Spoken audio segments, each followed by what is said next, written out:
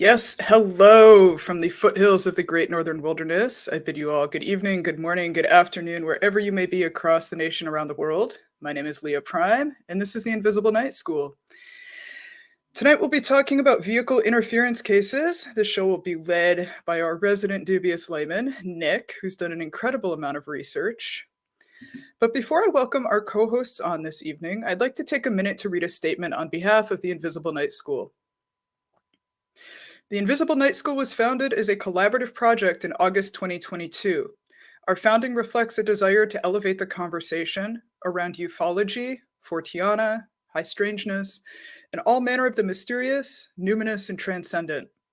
The Invisible Night School is not a monolith. We are individuals with full independent agency, and we bring a variety of experience, background, frameworks, and opinions to the subjects discussed.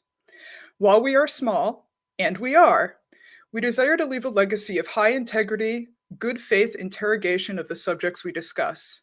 If nothing else, we want to demonstrate to our fellow community members what it looks like to explore together with a sense of generosity and curiosity. That said, we feel it is necessary to address events from the last few weeks. INS has no intention or interest in policing the behaviors of others. However, we feel it is our responsibility to not platform, engage with, or otherwise legitimize harmful views promulgated by community members. We do not tolerate hatred, bigotry, racism, homophobia, transphobia, anti-Semitism, or views that denigrate and dehumanize. While we are dismayed by the comments made by Tupacabra, we are also disappointed in the community's silence and apologism. We are calling upon other culture carriers and stewards of this community to similarly and directly make clear that hate is not welcome here. To our queer, gay, Black, Hispanic, trans, and otherwise ineffable audience members and our colleagues, we love you, we support you, and we want you with us on this journey. INS is always seeking to do right by our audience and by ourselves. We keep our communication open and welcome good faith conversations with any quote-unquote side of the subjects and ideas presented on this show. Now that I've got the serious posting out of the way, and without any further delay, I'd love to welcome this evening's co-host to the stream, the brilliant Campbell, the inimitable Luis, and of course, Nick, our resident dubious layman. Welcome to the show. Hey, gentlemen, how are you? Very well. How are you, Leah? Oh, I'm just a little pinch of heaven. And, before actually we start off, I'm trying to get in the habit of acknowledging our audience members, right? So hi to, let me see, I'm scrolling up here. Hi to Spooky, hi to The Earth, Figu, what's going on, man? Swink. Special shout out to the audience member who sent me a mixtape. I've been getting like little tokens of appreciation periodically from audience members and fans. It's been super cool. Luda, great to see you. let me see. Who else is on here? Yeah, I have Brooke here with a nice little heart, which I appreciate. All right, I think I've said a good round of hellos, and now we'll happily turn this over to the rest of you. Are we ready for something less serious? Yes. I'm kidding. Yeah, we're talking about vehicle interference tonight at the request of a commenter, maybe it was a couple episodes ago, who accused us of always going after the low-hanging fruit, which is interesting because I think the only other UFO case we've really talked about in depth on this channel was the Lake Michigan case, which I still maintain is an unknown. So I'm not really sure where that person was coming from, but we took the advice and it turned out to be a pretty interesting avenue to go down. Did anybody else do their homework? No. I read the Magonia article that you sent. A little bit. Oh, by Kottmeyer? Yeah, by Martin Kottmeyer. Yeah, it's called Engine Stoppers. Yeah, that's a good one. I would, if you were going to read anything that I was posting in the chat, that would be at the top of my recommendations. But there was some other good stuff. Could we get a brief summary of that article? Well, we're going to touch on it as we go. We're going to get a whole presentation, dude. I've got a presentation a little bit. Yeah, that's my way of suggesting that I might not have completed the reading. You didn't do your homework. It's okay. There was a lot to read, and not just on Levelland, although part of the focus will be on Levelland, Texas, as that case was specifically called out in this comment. The other one was the Tehran incident, which I wanted to kind of I wanted to hold back on because we got a soft middle from Ryan Sprague that he was coming on at some point this year. And I know he's done a really deep dive into that case, so I wanted to save that. Mm-hmm. So I focused on Levelland and kind of the history of vehicle interference, especially in the United States. Mm-hmm. We can get into it as soon as everybody's done socializing, getting everybody caught up on our personal lives and everything. Well, I am excited. Any of us have personal lives, dude. I understand. Yeah, I'm just sitting here in Ontario. I think about a foot of snow is falling right now. Just enjoying my time inside right now with everybody here. I'm really excited for this episode. And but right before we begin, I'll just say, Leah, I really appreciate that you made that comment. We all support you 100%. I know that. And I think that making a stand on moral issues like that makes me feel good about being a part of this community, whereas otherwise we have to sort of sit silently by and not agree fully with what's going on. So I think that this is a positive step, and I encourage other content creators to move in a similar direction, as Leah said. Mm-hmm. Agreed. Thanks, Campbell.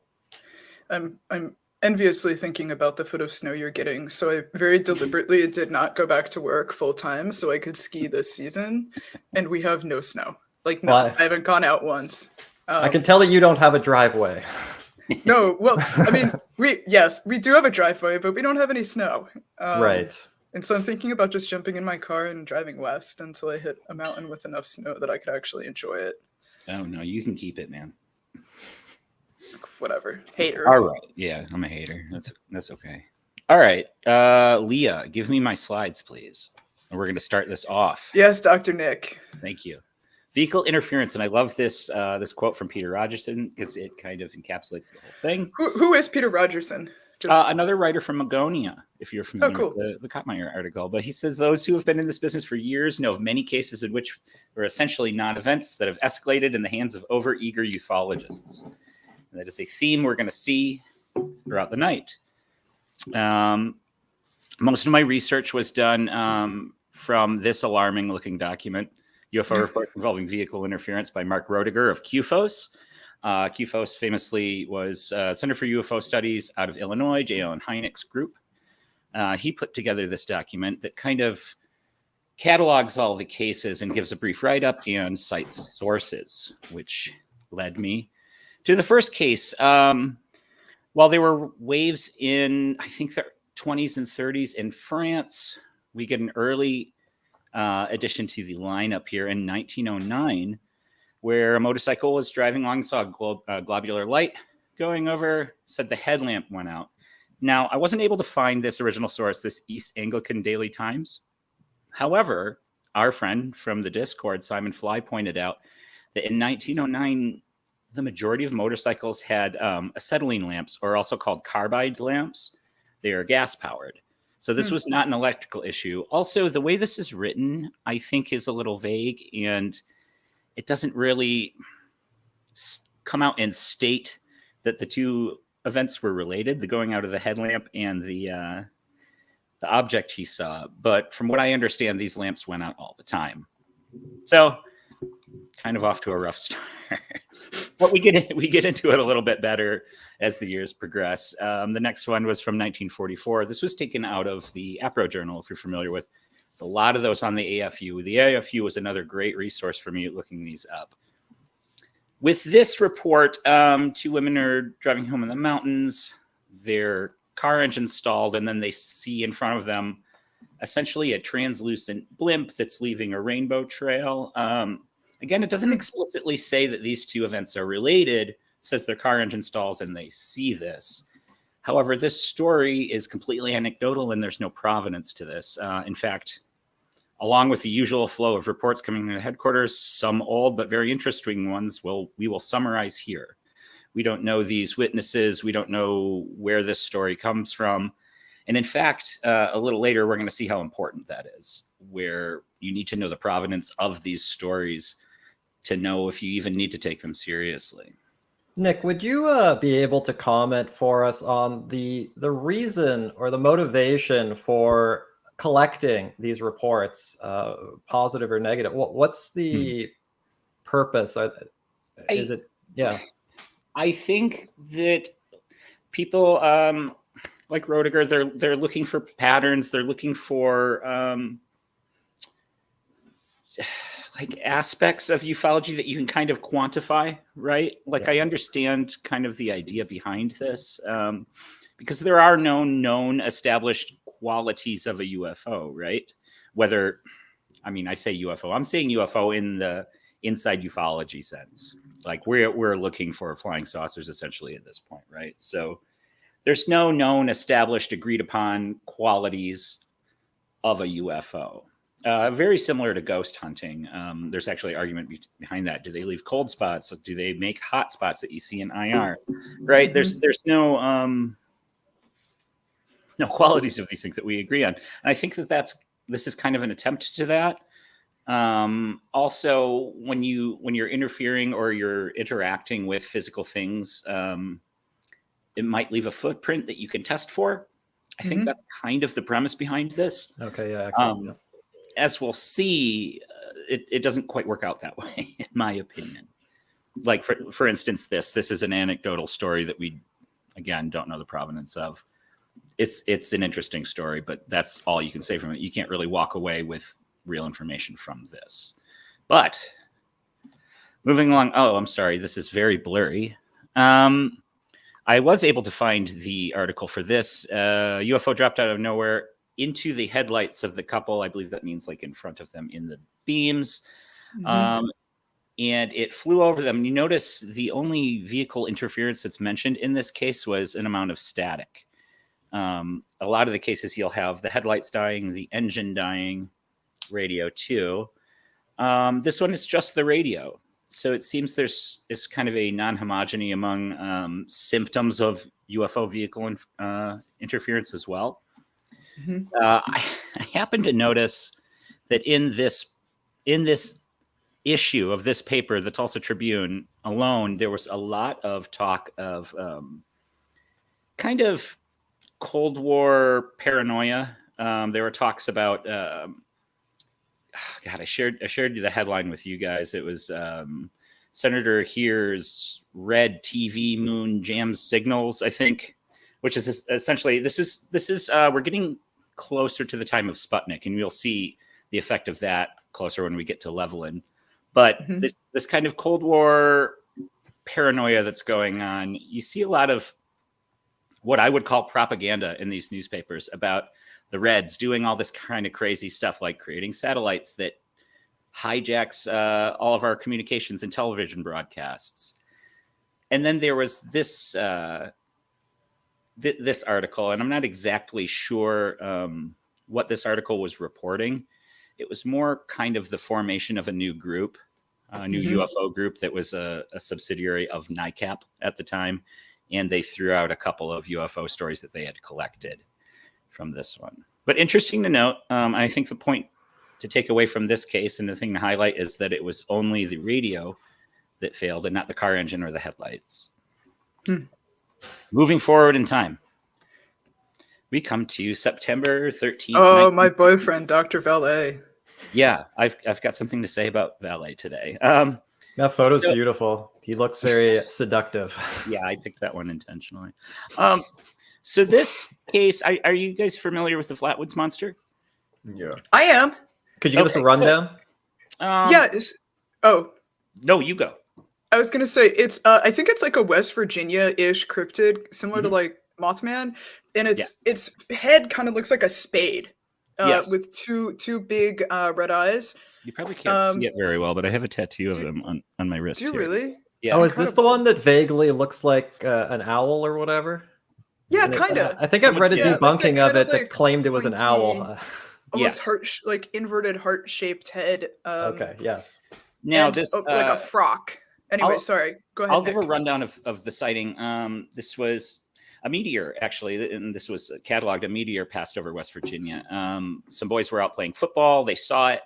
They went home, told their parents, got a group together, ran up the hill to, I think it was Fisher's Farm, where, they said they smelled kind of a noxious gas, kind of a sulfuric smell, saw a glowing object, heard a hiss, turned around, and in the flashlight beams, they saw this monster. Yes, the owls are not what they seem.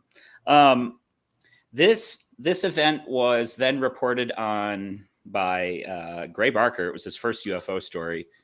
And he's the guy who wrote Invisible Residents. He was I think a biologist. He was some type of scientist, but then he got kind of into pulpy journalism. And the story kind of progressed. Now this story that mentions vehicle interference here that was cited in Passport to Magonia by a certain Paul Lieb, as Jacques Vallée cites it, was told 5 years later, although the actual event was allegedly took place the day after the original Flatwoods sighting. It tells the story of a man, I think he's from New York, but he was driving through West Virginia with his wife and his baby in the back seat. And their car stalled, and the monster kind of like touched their car and scared them and just walked away. I'm pretty familiar with the Flatwoods story, but I had never heard this before. So I started tracking down the leads. You'll notice that Roediger refers to Passport to Magonia as the source for this, and you'll see that Vallée cites Paul Lieb. This took a big bit of Vancouver guy's kind of he's giving spoilers in there.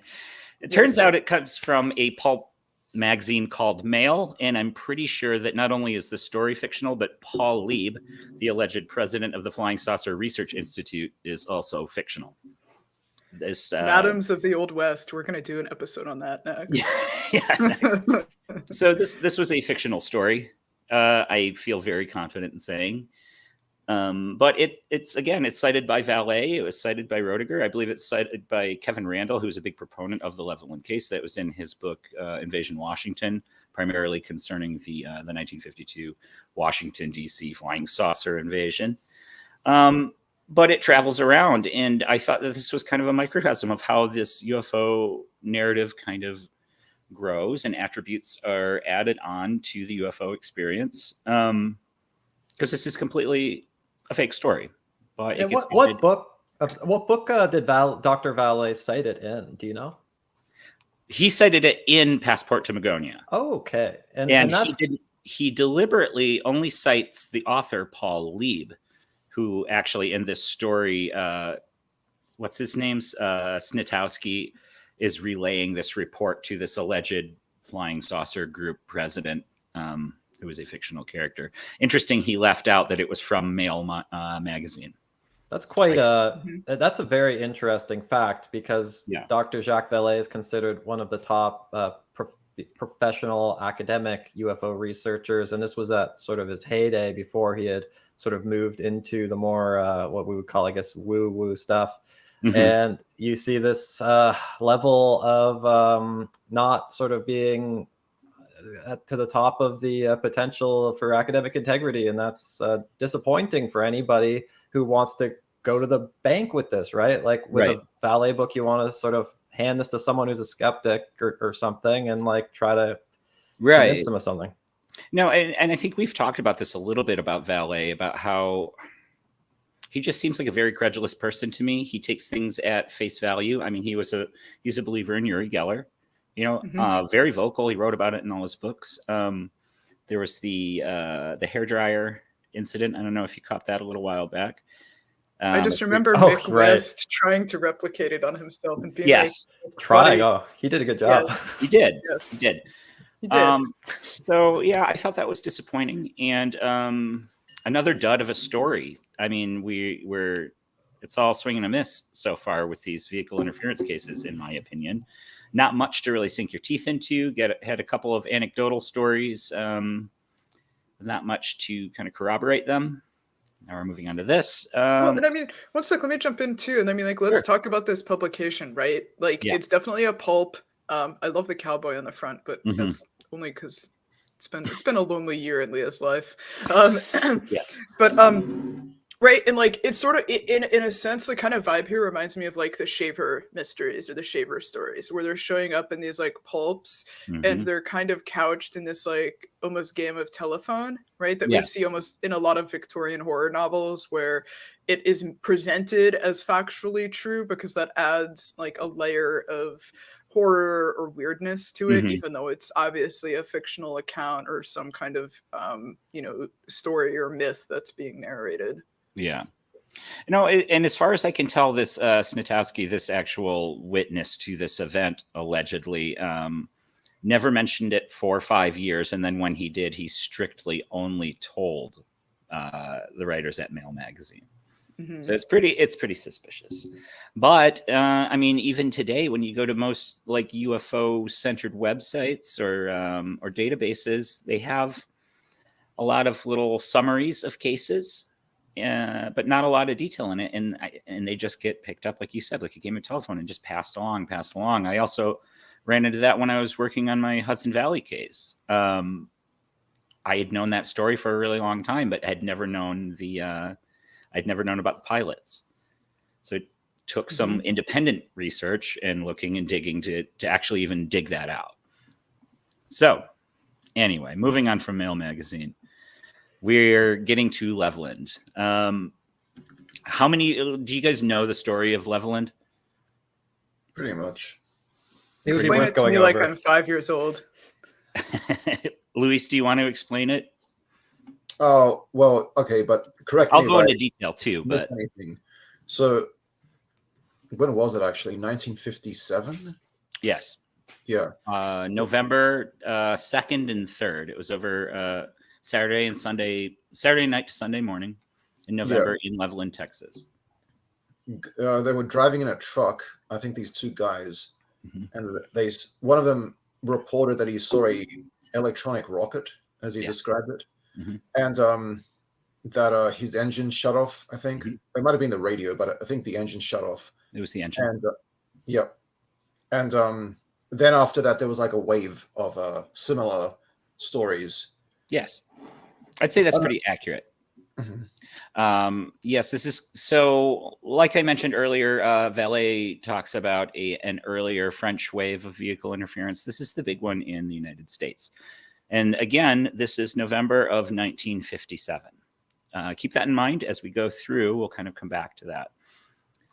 But here's the Blue Book record. Blue Book did investigate this. We'll get to their conclusions a little later and their investigation. But as Luis said, Pedro Saucedo, skipping ahead here. Like he said, he was writing with his friend Joe Salas. I think I wrote it down here. Saw a blue light, said it looked like a rocket or a torpedo. He jumped out of the cab and hit the dirt, as he said, because he was afraid. He felt a lot of heat, heard thunder, and he quickly called the police, like right after this, and reported this. There were a couple other prominent witnesses. We'll get back to that. Newell Wright, he was an 18-year-old. He was a student of, I can't remember the university, also driving home around midnight. Engine stalls, and he sees a luminous object. He describes it as either egg-shaped or bread loaf-shaped. Sees it hovering, gets back in his car, starts back up again, goes home, goes to sleep, because he didn't think much of this event. His parents, who were friends with the sheriff, who heard about this the next day, encouraged him to go report it as well. So parents pressured him into reporting this. He has this event where his car stalls, he looks up, sees a glowing object, and it shoots off. Then he starts up his car again, allegedly, and doesn't think much of it. Keep that in mind. We have another witness, Ronald Martin. Similar sighting. He did not report it right away. He reported it after the fact. He came into, I believe it's the police station, although he was nowhere to be found when the Air Force came to do their investigation. You can't see it on my slide very well. I'm going to try to blow that up.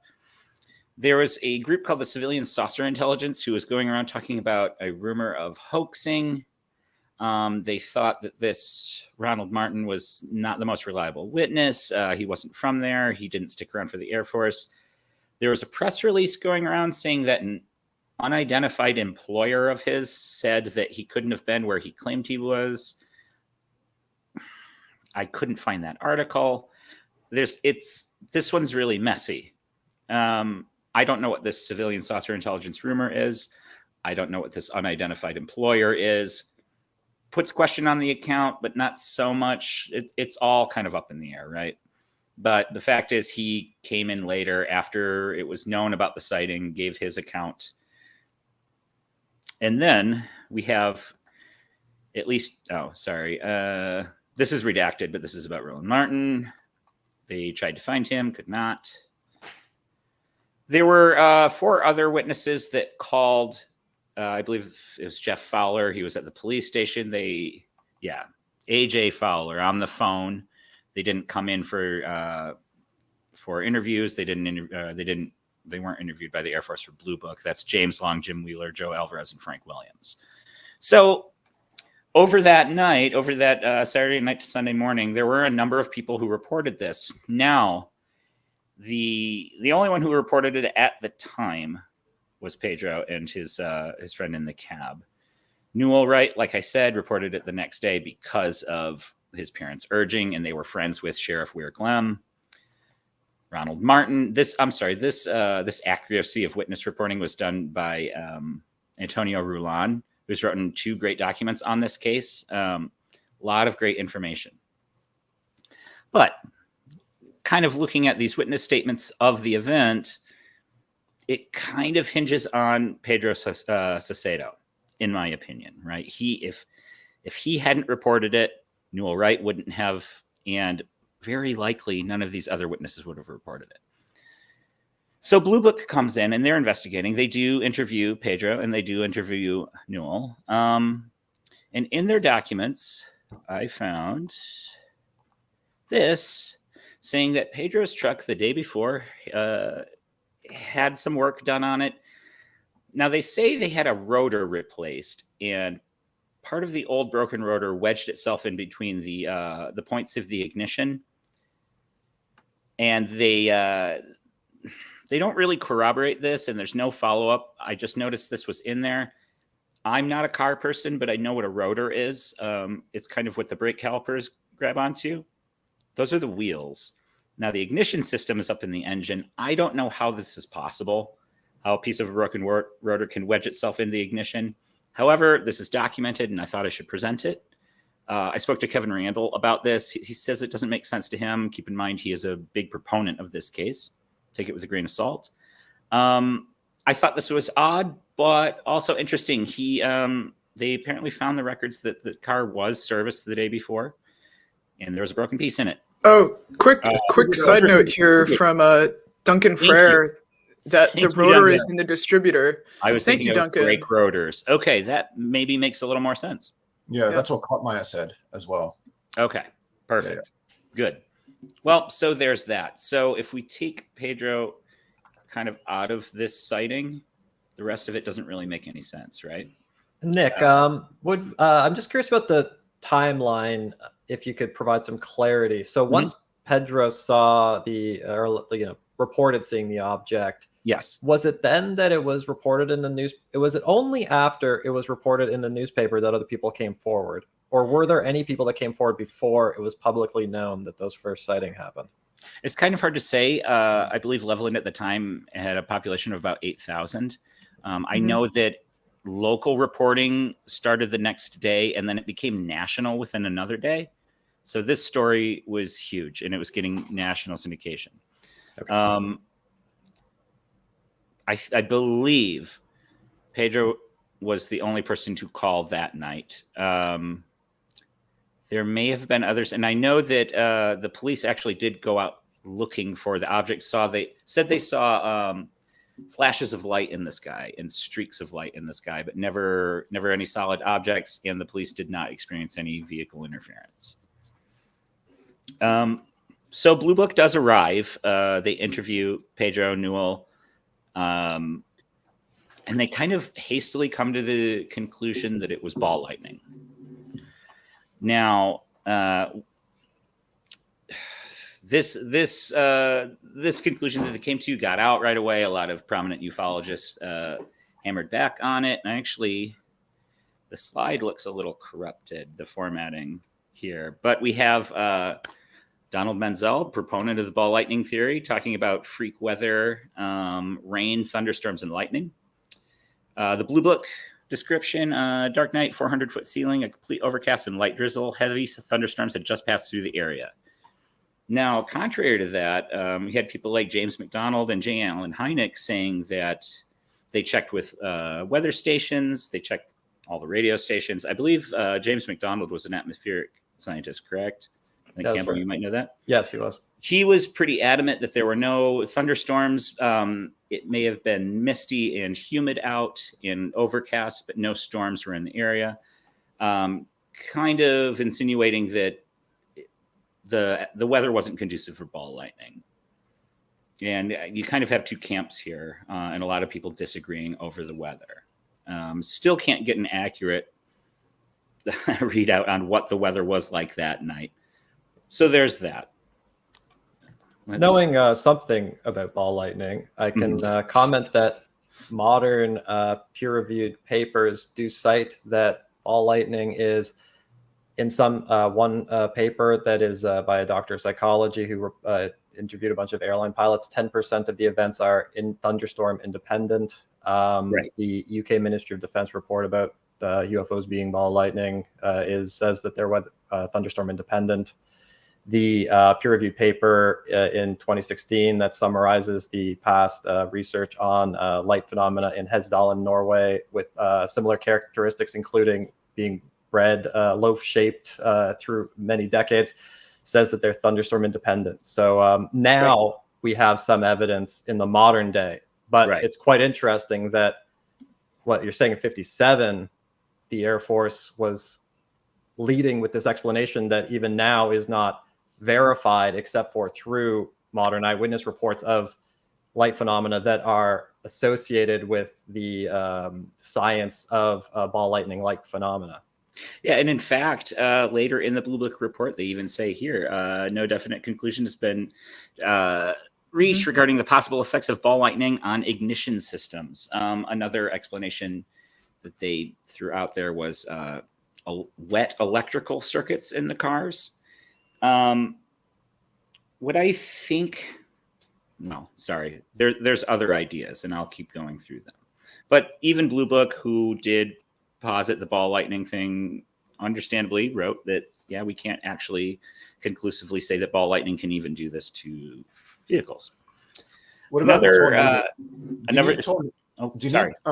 sorry, just about the meteorology again.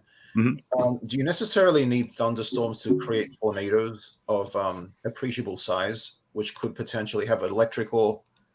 Because here in the Kottmeyer article, it says it should be noted that electrical and luminous effects are sometimes observed in nocturnal tornadoes. I think that's a fairly rare phenomenon, right? Nocturnal luminous tornadoes. I don't know. I'm not the person to ask that. It's another one out there, and just like the Taurid meteor shower, which does take place around that time. However, nearly everyone is unanimous about it being overcast that night. Now, I'm sorry, what is it? What are they called when they burn up in the atmosphere? Is it a bromide? Is that what I'm thinking? Bolide? For meteors? Yeah, bolide. Bolide. Could a bolide have been burning, above the cloud cover, and it looked like a glowing orb? Possibly. Could that be what the police were seeing when they were seeing flashes and streaks? Possibly. It's another thing to consider. I know that the Taurid meteor shower, the peak of that kind of changes throughout the years. It's definitely a possibility.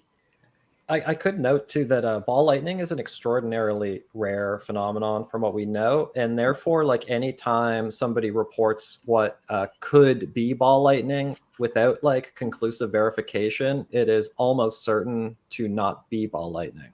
Right. And so that's an interesting reality of an extremely rare phenomenon. Fascinating. So this was another conclusion from the Blue Book report. The storm stimulated the populace into a high level of excitement. The excitement reflected itself in the reactions to ordinary circumstances and resulted in the inflation of the stories of something witnessed concerning their experiences. Now, a little bit earlier, I was talking about in that newspaper that I was looking up one of the previous cases, a lot of Cold War paranoia. Now, Sputnik 2, I believe, was launched the day before or a couple days before this Levelland sighting. And also in the papers, very similar to what I was reading, there were stories going around of Sputnik opening, closing people's garage doors. Mm-hmm. Like I mentioned, there's that story about communist satellites hijacking TV and all of our communications. So this stuff is on people's mind. This is being reported in newspapers, currently as these sightings are taking place. That is so interesting to hear that because it reminds me almost of the aerial school and how often people will say like, oh, these are people who are isolated and stuff. And then you look into it and you see that there was a significant satellite reentry event over the region the preceding day. And every channel was talking about like UFOs and stuff because of those sightings. Exactly. It's very significant, right? Yeah. And I'm gonna show there's more to it than that. And there was kind of a subconscious idea building, right? And Luis knows what I'm about to get into. This actually isn't the earliest, and this is cut out. I wonder if I can make it smaller. The idea, the concept of a ray or shutting down engines from afar dates back to, I think, the late 20s. First, you started seeing it in plays and pulps, and they were done by mad scientists using rays. I think the first time it's ever associated with flying saucers was this book. Though the concept conveniently titled "The Flying Saucer." This is a spy novel. This is about essentially the saucers were super weapons in this. But Luis, you have the article open. There were some articles in the New York Times about, I want to say, an Italian general. The name is escaping me now. Are you thinking of the Marconi Ray? Marconi was involved. Was he a general as well? Because he was a physicist, but maybe. I think he had some rank in the Italian army. Yeah, I think I'm conflating a couple things. Yeah, so there are these again. Sorry, he was a senator in Italy. Oh, he was a senator. Okay. Yeah. Again, kind of these like paranoid propagandist news articles about the enemy developing crazy technology. I think there are some follow-up articles saying that the U.S. is now creating a plating for all their planes that can deflect this ray. He's being a little coy about it in news articles. So the concept of a engine stopping force has existed in our pop culture in the States since late 20s, early 30s. It isn't until a little later that you start seeing it come into the same realm as flying saucers and aliens. Now, closer to the Levelland sightings, you have Bruce Gentry, Daredevil of the Skies, Chapter 7, The Flying Disc. Again, super weapon, flying saucers using an engine-stopping ray to crash planes. You got The Day the Earth Stood Still, where Klaatu comes down and shuts off all the electricity in the city. And very similar War of the Worlds. I watched this last night, actually, the 1953 version. As soon as the Cobra thing comes out of there and starts firing its ray, all the electricity goes out and people's watches are magnetized. So it's often associated with electromagnetism. But we're seeing this, in pop culture, in kind of the zeitgeist for a long time now.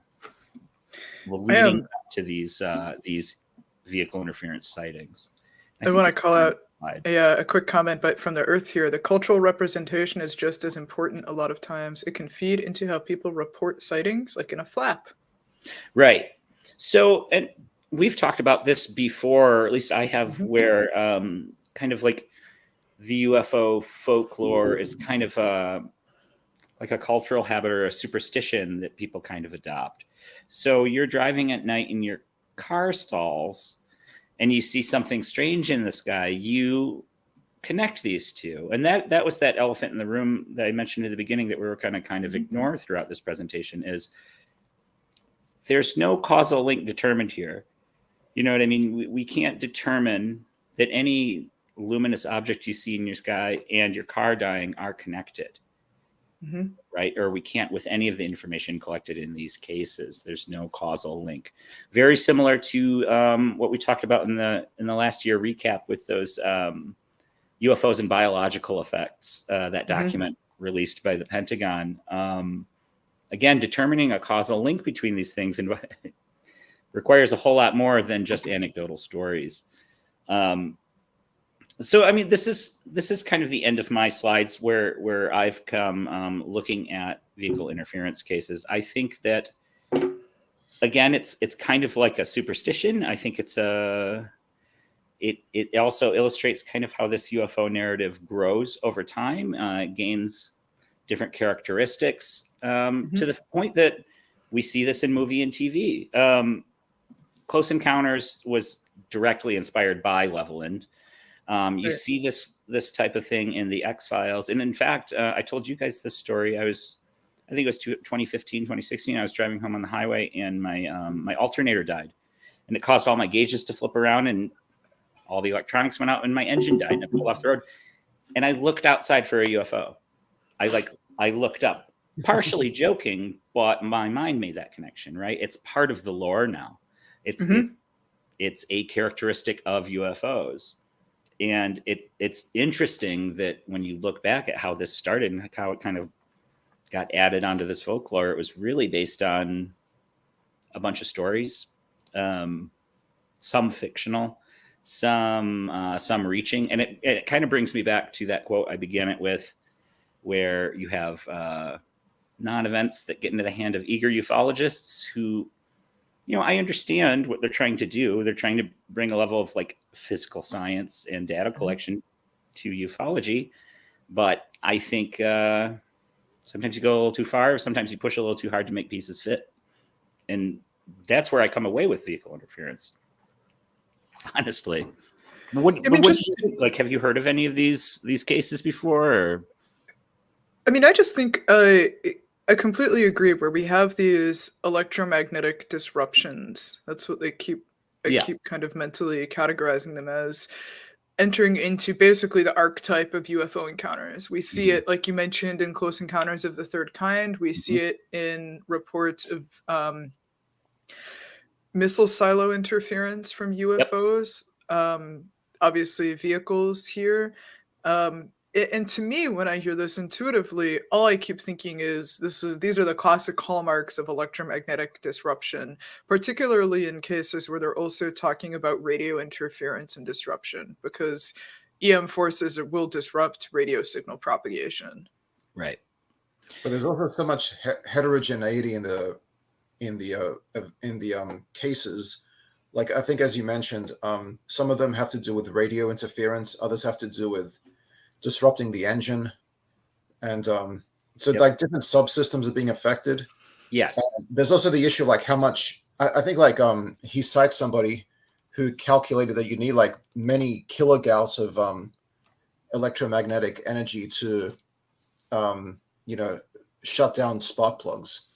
I don't know. Yeah. Like, modern cars are different, but right. That was kind of a stumbling block when looking at this. Is not only am I not a car guy, but I certainly don't know cars from 1957.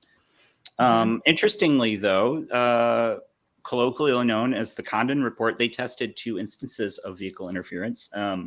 They did something called magnetic mapping, where I think the concept of it is if you do work on metal, it kind of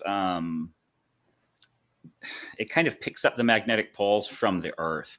So if this worked metal on a car frame, for instance, like a hood that's been pressed in a die, if it came into contact with a large magnetic field that large enough to actually affect the car's ignition system, it would kind of show that. So they did some mapping in Dearborn, Michigan, actually, one of the Ford factories, and found in both instances, it was a broken radio antenna, gradual wear to the batteries, and just gradual deterioration of a car from driving in both cases.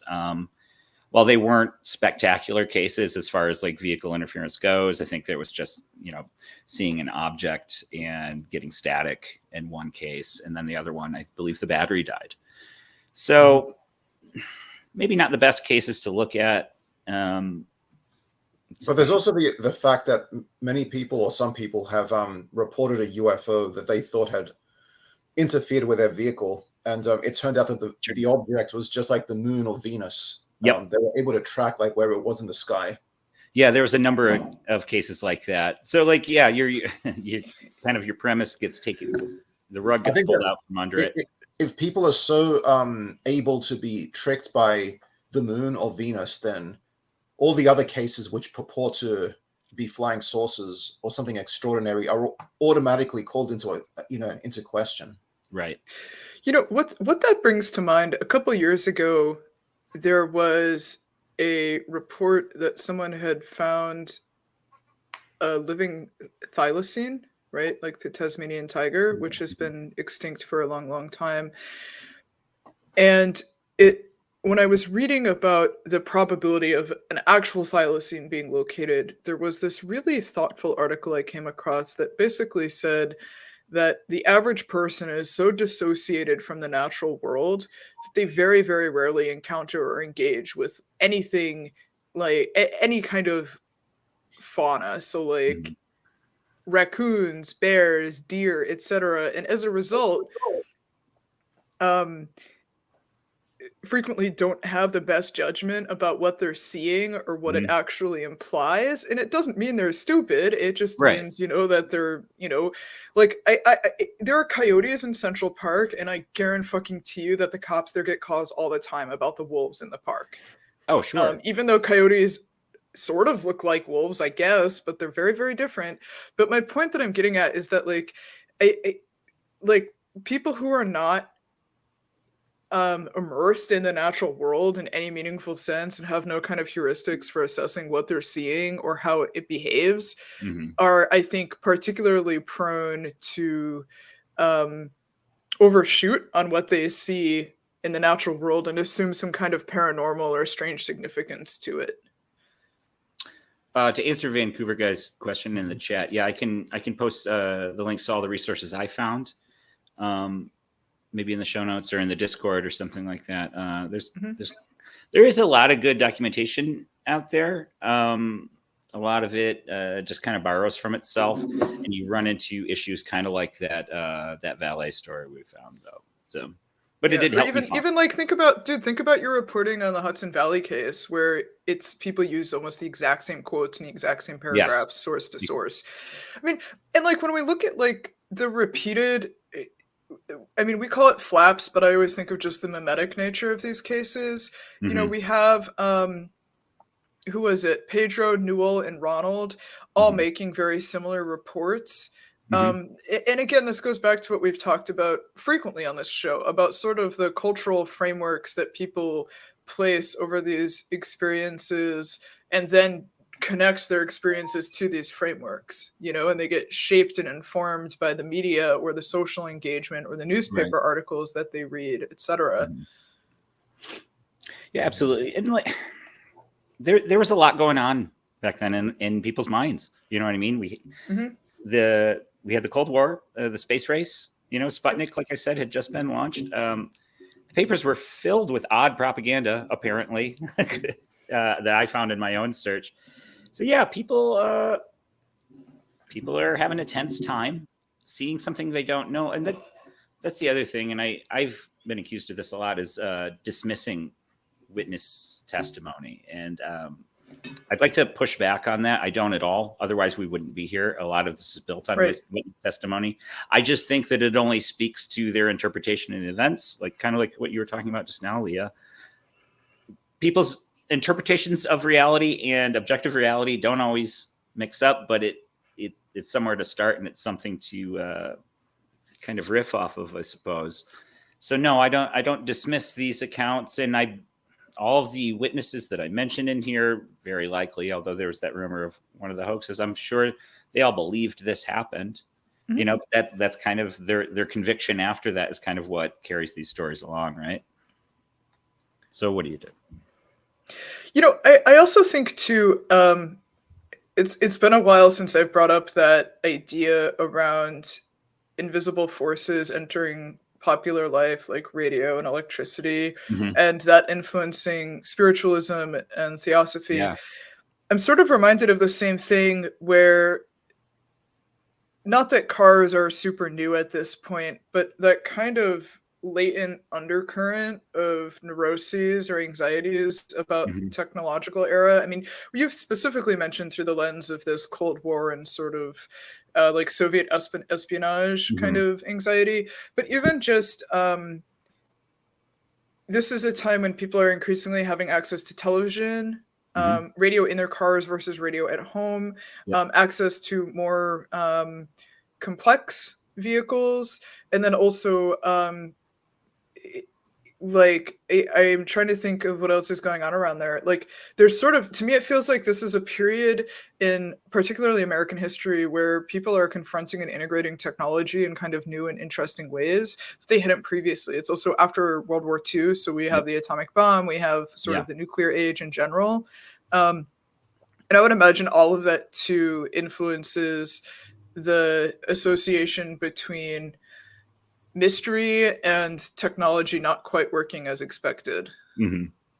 Well, let me go just from what you were just talking about into a slightly Dr. David Halperin direction here. Please. Because what I was just thinking about was that, as you were mentioning, the nuclear age, nuclear weapons are new to the scene, and the public knows that they're being tested in, above ground with, reckless abandon. A novel effect of nuclear bombs is electromagnetic pulse that cancels your power. And that's rather interesting. And then if you look at there are underlying things that I could talk about, but I won't. But if you look at a mushroom cloud, you have a object that looks like a disc with a line down off the bottom, don't you? And isn't that interesting? And that's the place where the power goes out. And when it's kind of something to distinguish, though, when you lose power from an EMP, an electromagnetic pulse, the circuits are fried and they don't start up again after the experience. But I mean, was that common knowledge at the time? Who knows? These are based off of kind of the subconscious things the public has been picking up for decades now on top of all that. So I just want to say I wasn't trying to I just want to say I wasn't trying to imply that nuclear related. Oh, no. Yeah. It was only that it was in the mind of the people. Yeah. Absolutely. I think all of that plays a huge factor into this kind of, new feature of UFOs. And I mean, the vehicle interference kind of concept rolled into the abduction phenomenon, another kind of added attribute of UFO experiences kind of came up next. But vehicle interference plays a part in that because Betty and Barney Hill, I believe, experienced some form of vehicle interference where they, I think there were spots on their car that looked like they were polished down little circles. They heard beeps, and I believe that Didn't it stall their car out, the saucer that they saw? I'd have to go back and read again. I have to go back and look, but I think you're right. I'm pretty sure. And like I said, now these aspects become just parts of the UFO storyline, even abduction, although that's kind of died off now. I'm not really sure. I wonder how many abduction cases involve vehicle interference, because presumably the aliens want to kidnap somebody, they would direct like a directed energy towards the vehicle that they want to disable. But if it's due to the electromagnetic, just a side effect of the vehicle's reactor or something, like its power source, then it should, as Kottmeyer says, it should disable everything around it, not just right, but like all the houses around in that neighborhood or whatever should all be reporting that they, that their lights went out or whatever. Well, when you kind of tighten down on the aspects of it that it kind of just turns into special pleading. Yeah. Where like, oh, well, this UFO can, pinpoint the radio and turn it to the next station or whatever, turn off the station, but leave the engine running or leave the headlights on this time. And it's magical thinking at the end of the day. And like I said, no causal relationship between these two things have ever been like succinctly concluded. So, I mean, but it was definitely an interesting case, and I appreciated the suggestion. I'm sure that commenter isn't going to be happy with what I turned up. Oh, what about, like, I'm sorry if we've already covered this, but are vehicle interference cases like still commonly reported? I know we mostly focused on Levelland, but like, are there reports coming in now in the year of our Lord 2022, 2023 that involve vehicle interference? I ask specifically because, I mean, the electronic systems in cars have become substantially more sophisticated and complex, right? Like, I even think about like my first car I could work on myself, but like my current car, even something like an oil change, I still bring it to the dealership. Oh yeah, because, absolutely. There's all these different systems that I personally don't want to touch. It's pretty black box at this point.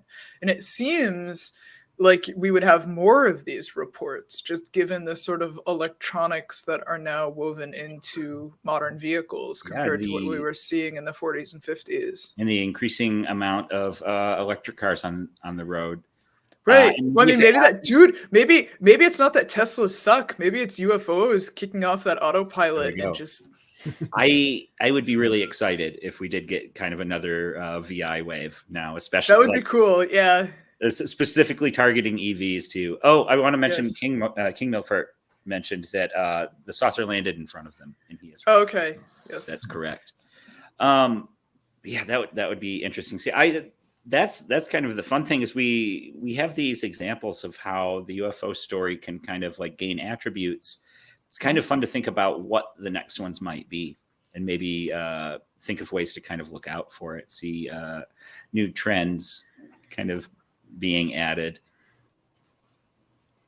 Right. I mean, Nick, I go back frequently to the point you've made on these episodes about how the technology that people witness or observe in these cases tends to just be slightly outpacing the existing known Earth technology. Right. And I mean, this is why I think so much of the conversation around this subject has transitioned to being about the numinous or the metaphysical or the consciousness, because in many respects, that's kind of the last frontier for us in terms of mystery. Like we increasingly understand the physical, quote unquote, physical universe. I'm not saying, to be clear, I don't necessarily agree with what I'm saying right now. I'm just observing. But there's something to say about that. I mean, like the cases we're looking at now, any proponent of the ETH would have probably guessed that these UFOs were coming from Mars or Venus, right? Because we hadn't we were just entering the space age. We didn't know as much as we know now. We're seeing further and further out. So, of course, ETs coming from further and further away, using new technology to, like FTL and stuff like that, kind of as we come up with these concepts ourselves. They've, of course, harnessed this. It's funny, too, because they're always kind of they're always here to tell us about our ways, to like change your ways or you're going to die. kind of the saviors that we all want to come in to stop us from the nukes or the climate change or things like that.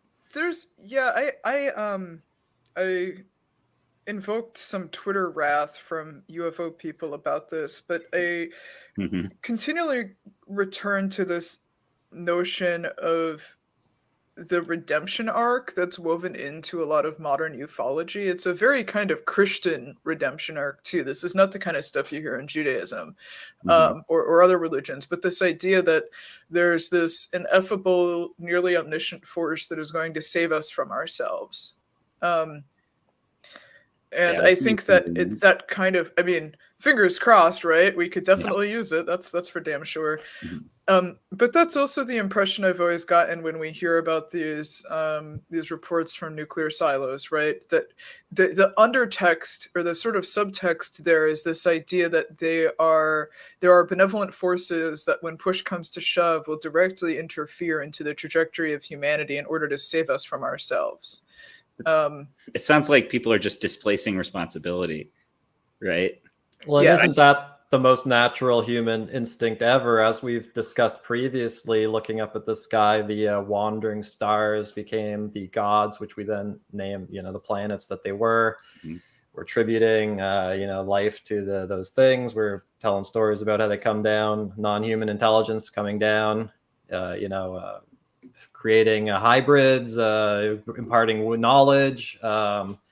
All of that's similar. The imagery, religious imagery, has a beam of light coming from the clouds and hitting people in the head, right? And then the information download. Like, these ideas persist throughout history. And an example I like a lot, just from this distinction, where if you saw a choir of angels flying across the sky in the Middle Ages, looking back on that, it'd be like, well, no, angels don't.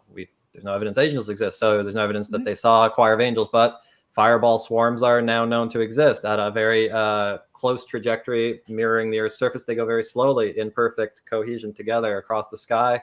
So did somebody see angels? Like, if everybody or the entire world was saying those are angels, so you saw angels, like, I mean, did you see an angel or not? Like, there was a luminous object that traveled in unison across the sky. I mean, then we get down into the semantics, don't we?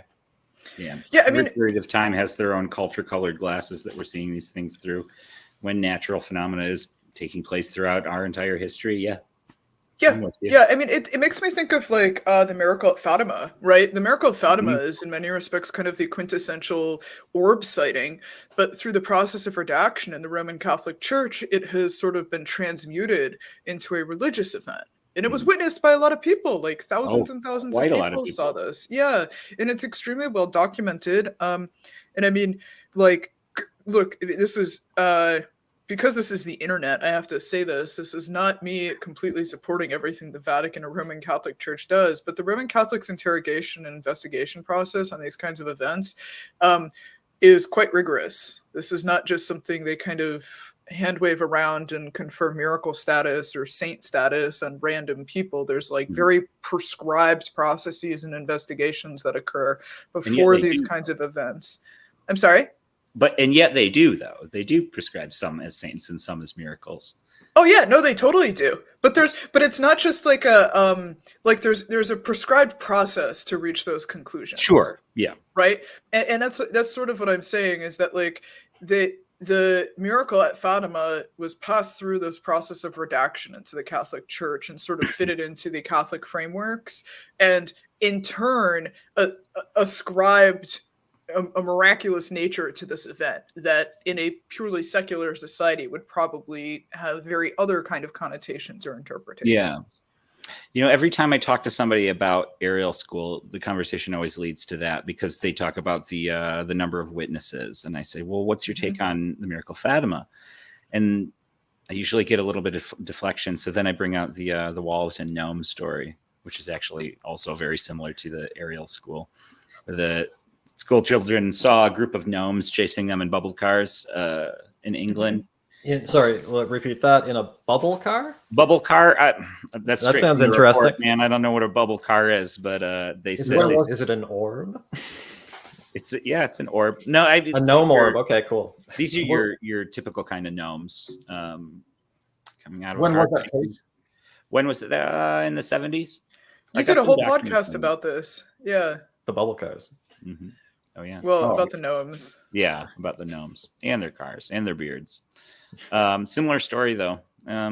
So, I mean, if you want to take Ariel very seriously, take the miracle of the sun very seriously, and the gnomes, I think. That's what they're talking about when they say the Holy Trinity. Yeah. The gnomes. The sun, the gnomes, and the flying saucer. Yeah. Oh man, I don't usually get hate DMs, but I'm sure that might kick off a few. So Campbell, as our resident plasma guy, what's your read on plasma in relationship to vehicle interference? Yeah, well, okay, I'll start by saying that there is no publicly available evidence that verifies that ball lightning has these effects. So that's an interesting starting point. Something that is also quite interesting is that we have these reports from the 50s where the Air Force is attributing these effects to ball lightning. And it wasn't until 2014 that ball lightning was publicly verified through peer review and physical review letters. And, that's a significant period of time between the Air Force sort of taking people at their word and then interpret. So let me just pause there. Actually, what we get into a lot is observation versus interpretation. Mm-hmm. That's something we talk about a lot here. People are observing things. The interpretation, is questioned, and we shouldn't be taking people at their word. But there are things like James Oberg, NASA scientist. He talks about how there hundreds of people saw a structured UFO traverse the sky. There were hundreds of reports of this, a structured craft. He did some, science and found that there was a fireball swarm that passed overhead that day.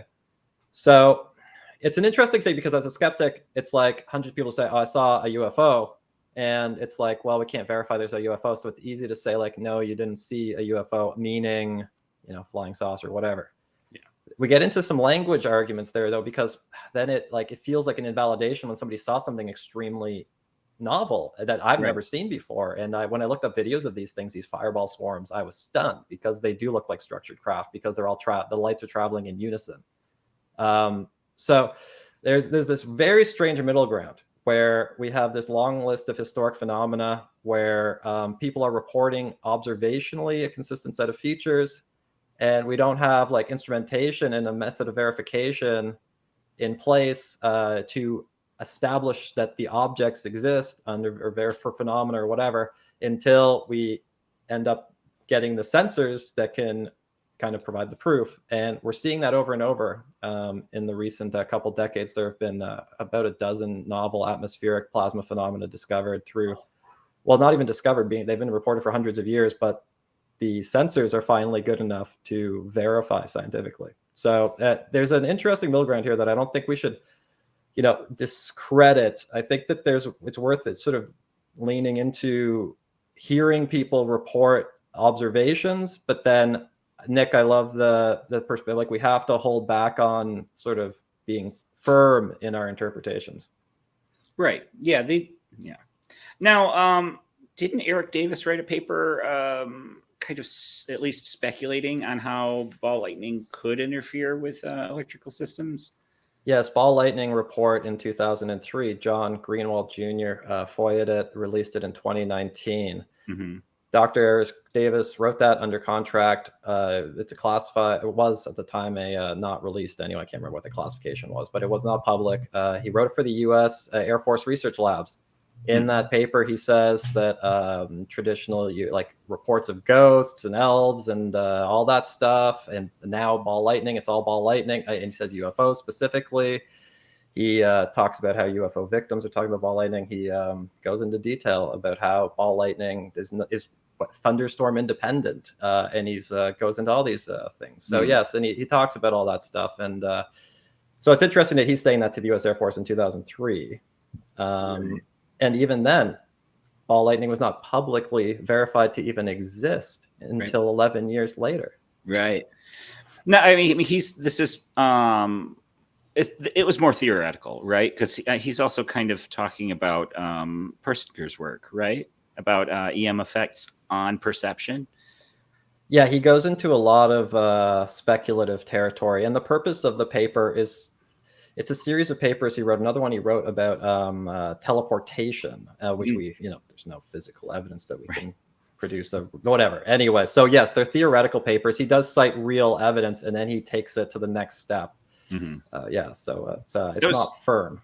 That was always kind of the impression I got from reading Davis's stuff, is that highly theoretical, not applicable kind of stuff, kind of pop sci, things like that. So just wondering, and yeah, you always see traces of Persinger in the paranormal. It's always coming up, no matter what topic you're in, whether it's ghosts or UFOs or sci or anything like that.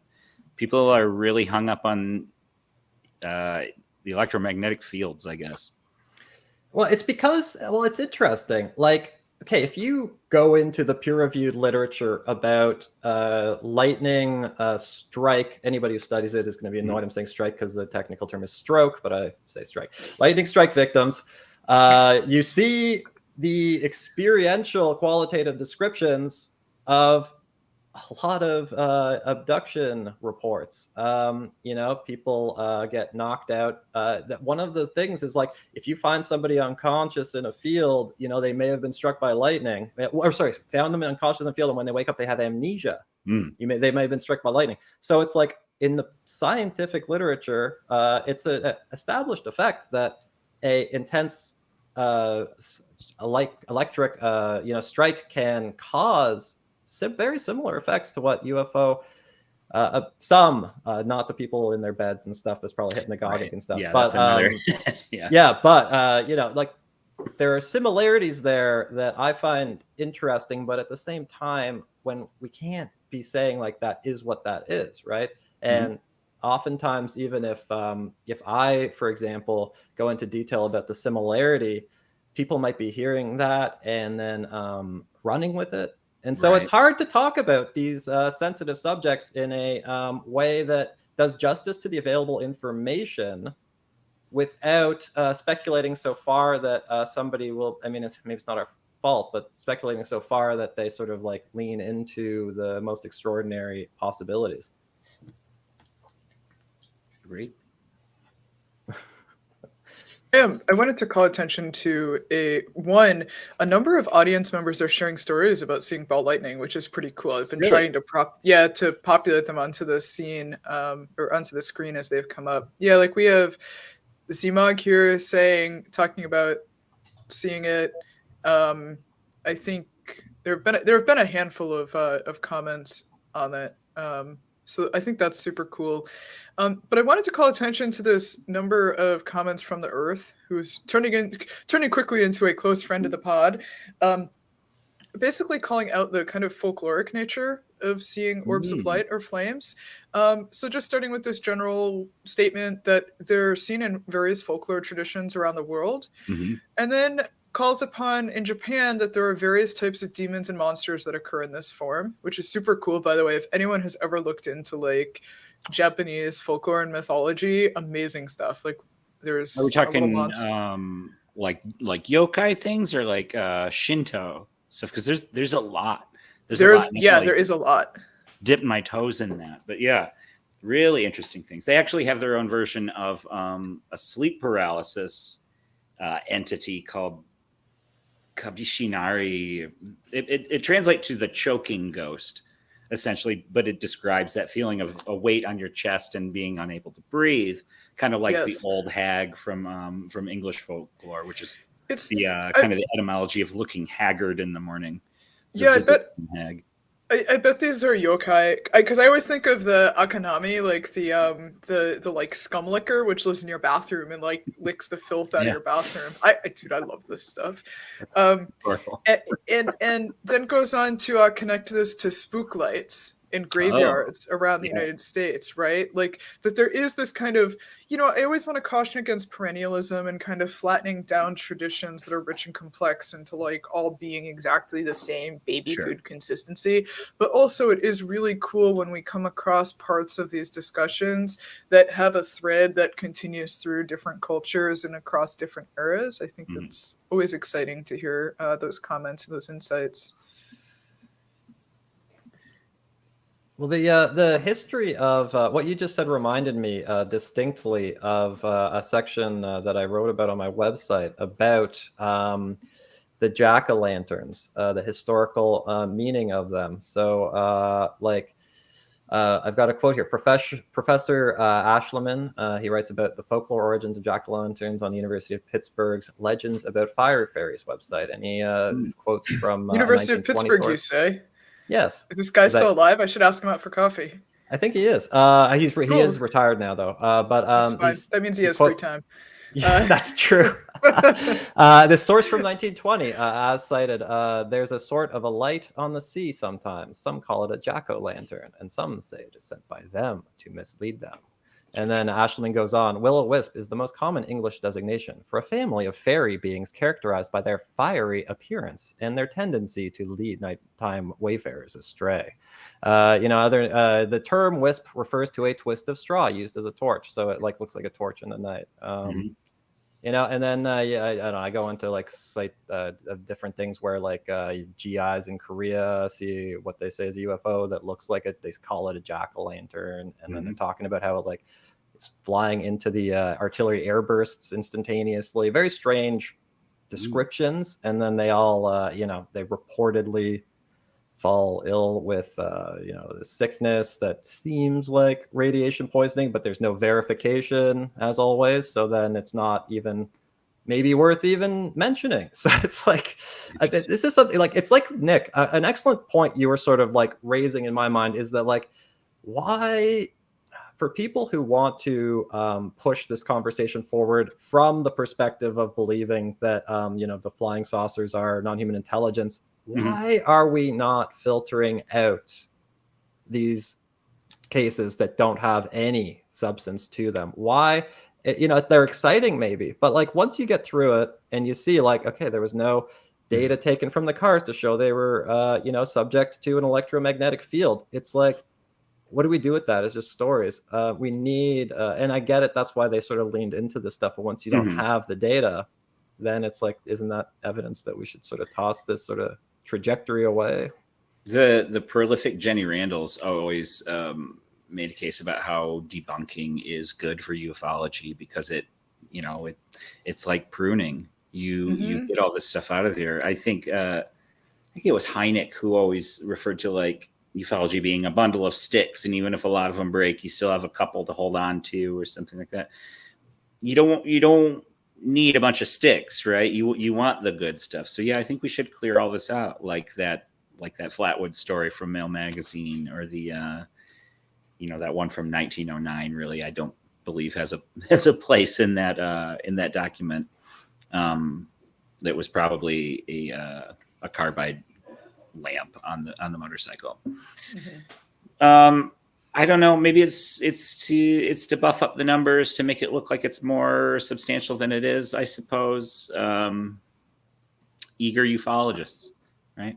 They're trying really hard to make the case, and seeing your biases is really important here. And I always say everybody has biases, but once you know yours, it's easier to work around them and things like that. I'm not always trying to shoot down UFO cases like Michigan. I always bring up. I still think it's an unknown. I think it's an interesting one, but I can't let that get in my way. Otherwise, I'm researching Hudson Valley and researching this now. I mean, there isn't much substance to them. Why hang on to that? You're right.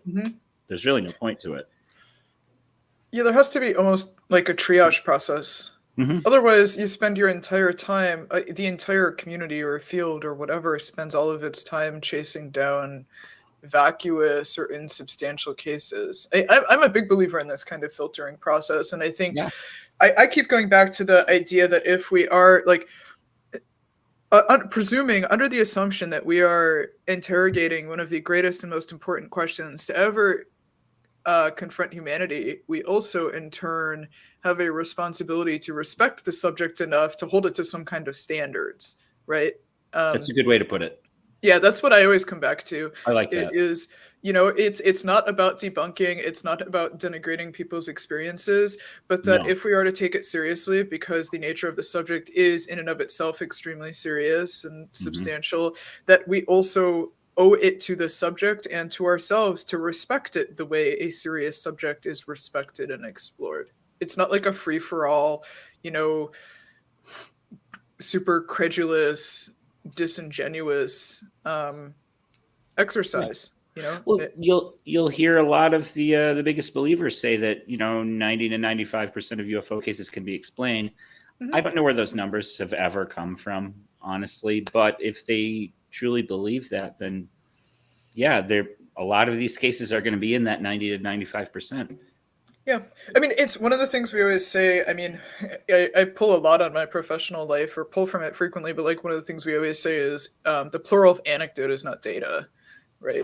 Like just because there's a bunch of stories doesn't mean that there's actual data. Now, what I keep coming back to, like when I'm thinking about this subject a lot, and I feel like I'm always in this internal kind of negotiation about what do I actually think versus what do I just think is interesting versus, what are my opinions? And I don't speak too much about my opinions in general, but what I keep coming back to is for the truly anomalous stuff, for the stuff that is really inexplicable, like the Lake Michigan case, et cetera, I do think there is truly anomalous, paranormal, unusual activity that surrounds us. And in my opinion, it speaks more to the insufficiencies of our frameworks for interpreting and measuring and understanding the world around us than anything else. Like it's some real Thomas Kuhn scientific revolution stuff where I just think that our existing scientific empiricism and that model is very useful and powerful, but also limited in application. And so in turn,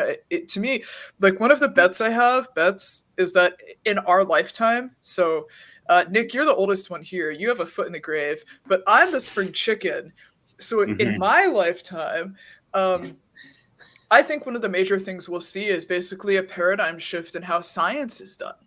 I don't think the laboratory model or like the clinical double-blind stuff will be disrupted, but I think the way we aggregate and analyze and assess knowledge and information and measure it and draw conclusions from it will be like refactored in pretty substantial ways. It's a tall claim. Hopefully I live long enough to see that. It's okay. If you don't, I'll talk to you on the Ouija board. Perfect. I'll send you text messages. Yes, I'll tweet at you on the Ouija board. Or pendulum. Yeah, or the pendulum. That's fine. Well, I like kind of still speaking to what we were talking about in the the 90 to 95% explained. These cases are still interesting because there's still the story of why people are seeing mundane or routine things. And I'm sorry, can you hear that? Yes. 1 second. It's not your rattle though. What is it? Sounds like a blender. Oh, it might be his lovely wife, like blow drying or vacuuming or something. Is she done, Nick? Nick? You gotta do. Tell her she's disrupting my show. Margaritas.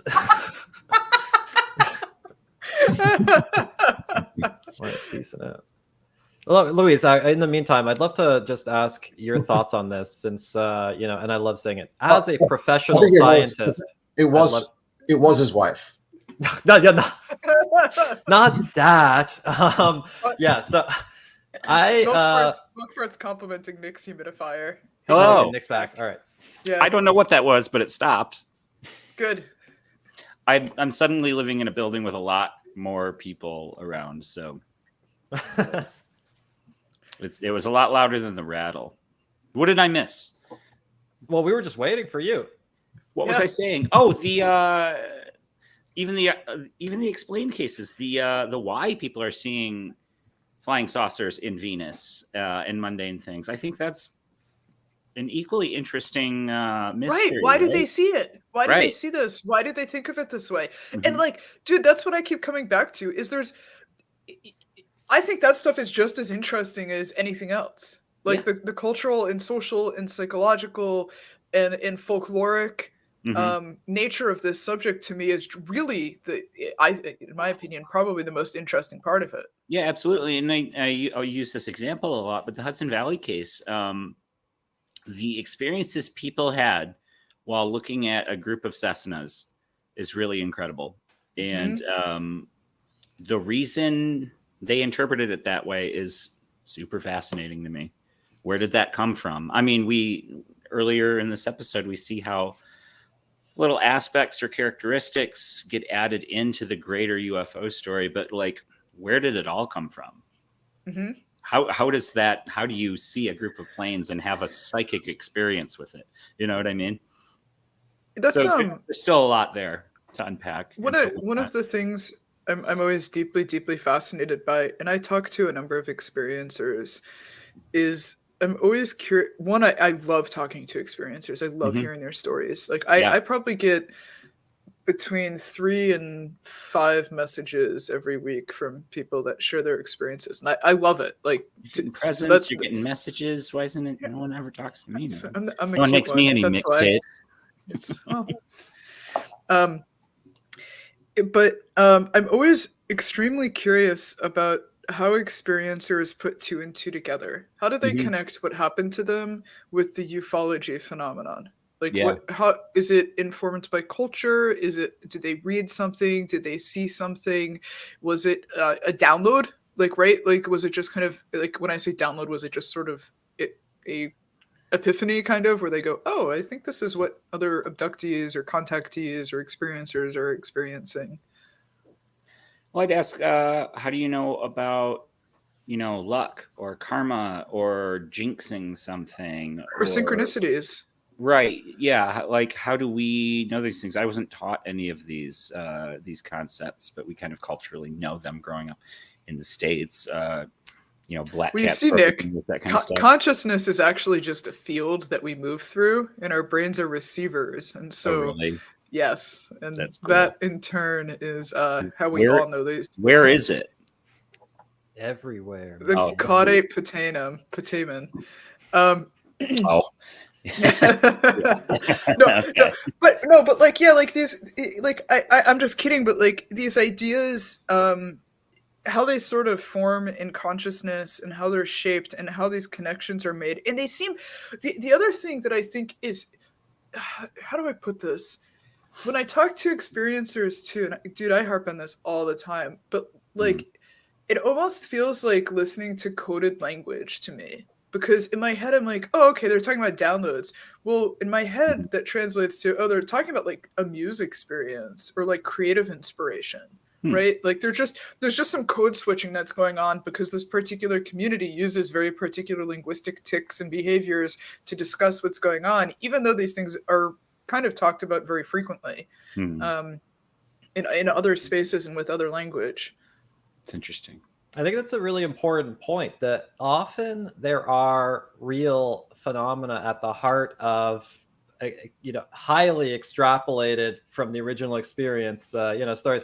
Like, for example, I was just being reminded of like Fata Morgana, like the optical illusion. I was never, like, I'm sure it was around, but I was never taught about it growing up. I wouldn't have like known what I was looking at. And depending on the object, that's the effect where an object over the horizon is visible, elevated above the ocean on the horizon within eyesight, due to a lensing effect in the atmosphere based on very unusual atmospheric conditions that cause the light to bend over the horizon. So the fact that is a real thing is pretty remarkable. And then, only retroactively, you see Passport to Magonia, right? Jacques Vallée uses Magonia, that there's some interesting potential. Maybe, I don't know if it's irony, but for him to use Magonia is the castle in the sky in medieval times, right? Where the fairies took you when you blacked out and then woke up with amnesia and then tried to remember what you had as an experience. I put a YouTube video here just to show like a real in the private chat here. If you could play it, Leah, if that's possible. But it is possible. The fact that somebody would say like, I saw a castle in the sky, and it's like, yeah, sure, okay, whatever. But then when I look at these videos on YouTube, they are like, because of the way the atmospheric effect stacks the individual, it's like bars of the object being projected, it creates a structured effect of like turrets in quotes sometimes. And so it looks like a structured object floating in the sky, and it's a real thing that people actually see. So like, that's kind of wild, right? Yeah. So really come from the name of Arthur's sister, Morgan? Yes, that's right. The magician. Cool. And for anyone who's tuning in, that's my Discord username. I use Fata Morgana. I just took it from the Werner Herzog film, but it's cool because it's inspired a lot of people to make Fata Morgana comments, and I found a lot of random indie albums that people have sent me asking if it's like, ooh, is it the Decemberists album or whatever.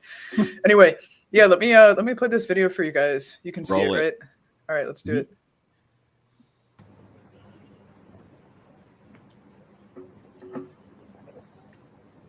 And it looks like a structured object. It's flying over the ocean. Very strange. I mean, I would certainly think that was a physical object if I didn't know about these atmospheric phenomena. I've seen a good couple of examples of UFO where boat lights on the horizon are doing this kind of raised up above what you perceive at least as the horizon.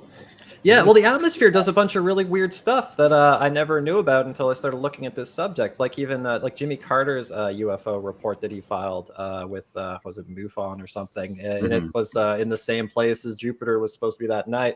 And just like apparently frequently people report Jupiter when there are unusual atmospheric conditions, because like the atmosphere can serve as like a lens, and then it can kind of wobble it back and forth, and then it can like magnify, and so it looks like it's coming at you, looks like it's going away, going back and forth. And it's like people just need to know that that's a real effect, and then it immediately becomes the most likely explanation anytime you see something like that. Sure.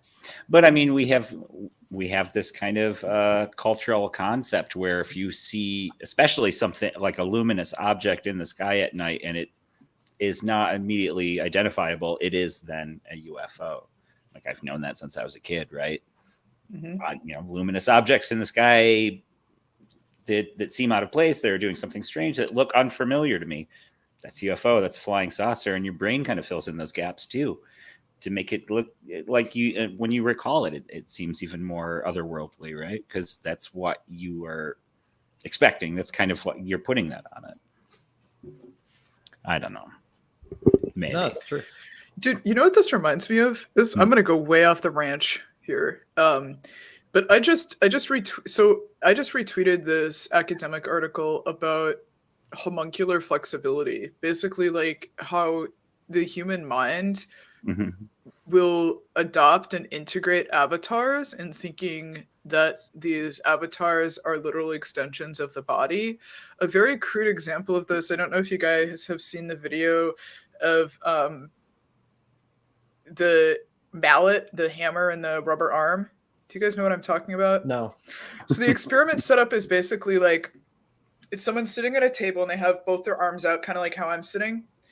And their one arm, there's a wall, so they can't actually see their arm, and they place a fake rubber arm in front. And what the experimenter will do is stimulate your real hand that you can see, the one that's still in your line of sight, and then also like stroke and stimulate the rubber hand. And they'll do this for a few minutes, and then they'll smash the rubber hand with a hammer, and the person reacts like they just got actually hit. Interesting. Yeah, and it ties, I think a lot of this ties into also like phantom limb pain, which can be ameliorated by introducing a mirror. So if you have like phantom limb pain, if you have an above the knee amputation, what they'll do for some of the treatment to sort of help change how your body or how your brain and mind process the physical limits of your body is they'll put a mirror down so that when you look in the mirror, it still looks like you have your full leg. And I bring this up because part of the reason, I mean, this, I guess, tangentially touches on what we're talking about with Fata Morgana, this idea that like our brains are so much more adaptive and plastic around how we kind of construct our immediate surroundings and our environment, and so much of it obviously is like either shaded in your mind, or just kind of like like your brain's just drawing on a cache of extant information to kind of constantly create and recreate your most immediate surroundings. But yeah, we should totally do like a weird brain episode at some point, because I would love to talk about this shit. This is like deep in my wheelhouse. But yeah, everyone should scroll through my Twitter and check out that homuncular flexibility article. It's pretty far out, and look for the video I'm talking about with a rubber hand. It's extremely cool and very strange. Sounds cool. Yes.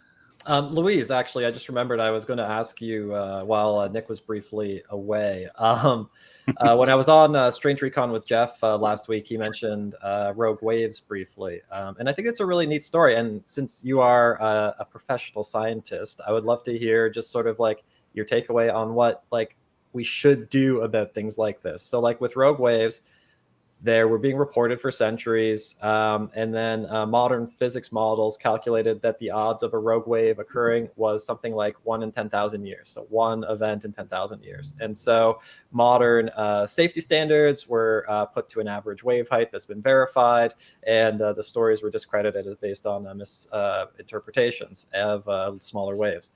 When the European government launched their ocean observing satellites in the early 2000s, they suddenly discovered that multiple rogue waves were occurring every year. And so observations ended up changing the modern, the physics that predicted the actual occurrence rate. And many, the sailors were valid. I mean, once again, who knows how many actually saw real ones versus not, but some degree of them got validated. What do we do with phenomena like that, Louise? And in that case, there was actually real safety standards that had to be updated immediately because of the risks of these rogue waves occurring. What do we do when there's no verification and it's just eyewitness stuff, but there are real implications to the underlying possible phenomena being true? Yeah. Maybe just sweep it under the rug. It'll be fine. That's the pro answer. I don't know. It's just ignore it. It's hard, right? Like that's sort of the tough part, right? Yeah. I mean, I guess if there are, this sort of gets a little bit to the UAP thing saga going on now, because pilots are reporting things that they've seen or that they've interpreted as seeing, and that's possibly got some safety implications, right? If you have to like swerve out of the way of a UAP, that's pretty alarming. But yeah, I think like when human safety is at play or at risk, there should be a little bit more. I don't want to say the rules should be bent, but there should be a bit more of a leeway in terms of taking that seriously, looking more into it at least. That's fair. Excellent. Yeah. I like your first idea better. Now, and I'll just follow up briefly and then turn it over. I just wanted to very quickly run through a few. Now this is a hard one to do because it's like there is a verified history of the government classified reports that have been formally declassified and are publicly available now. I do not know if the contents of these reports are true or not. I do not think I can't vouch for them. What I can vouch for is that they exist within the archives, and we know that government leadership of various agencies at various times were briefed on these document contents.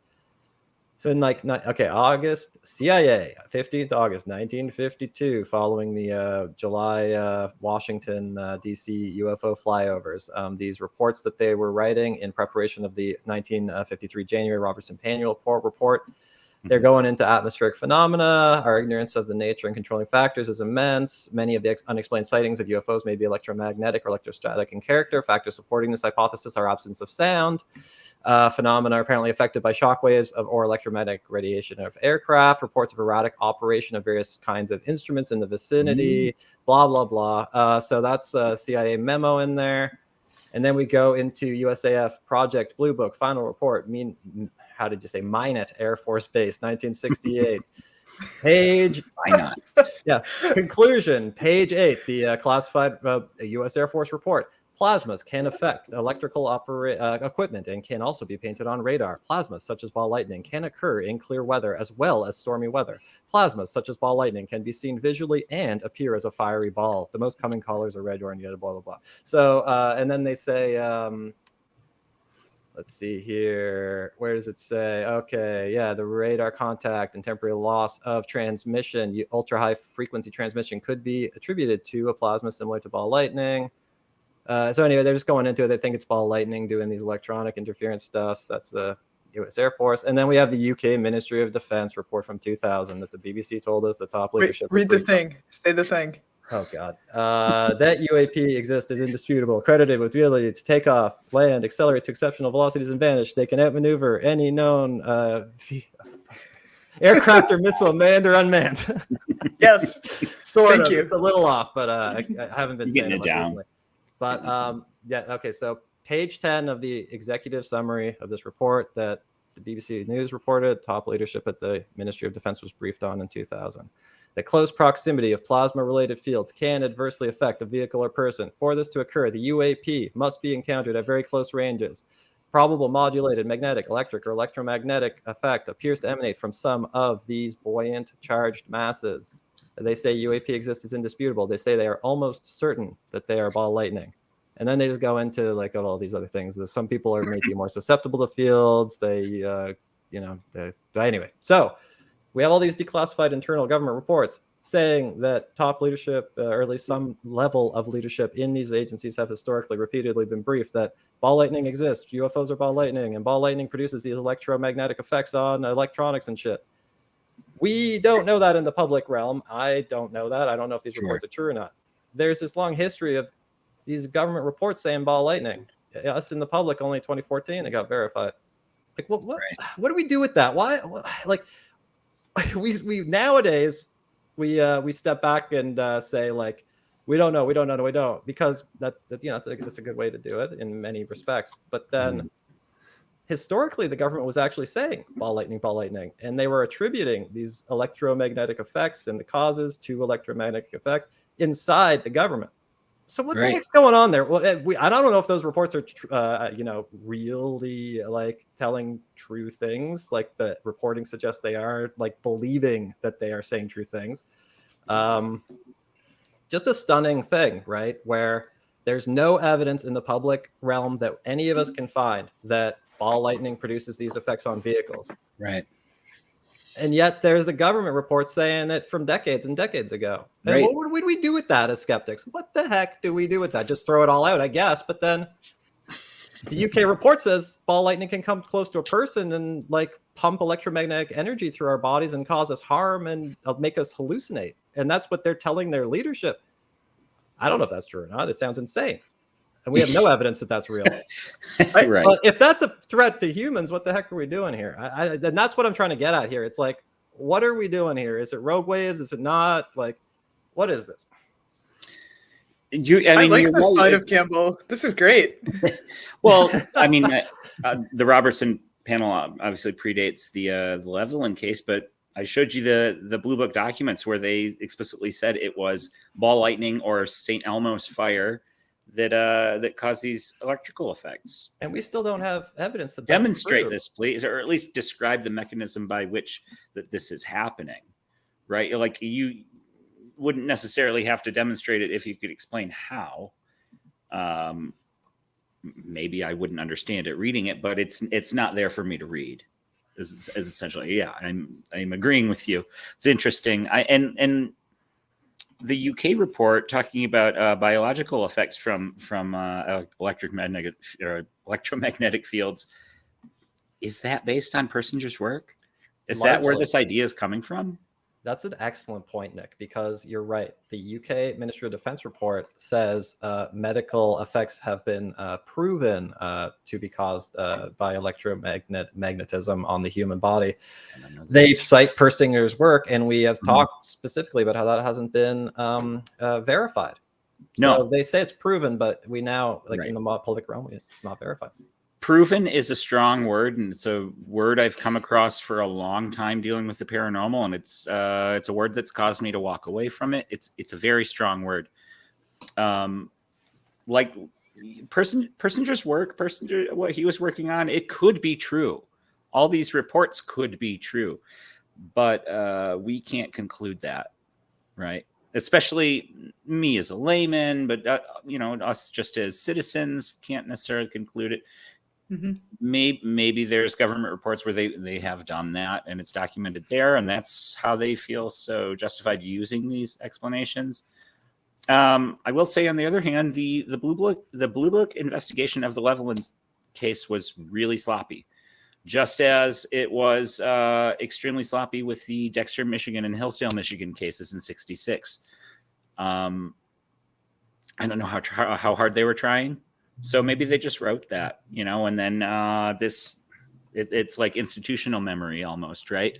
Where that gets written about, and then the next report they're like, oh well, ball lightning called that Levelland case. This one was ball lightning too, and it's just kind of snowballed from there.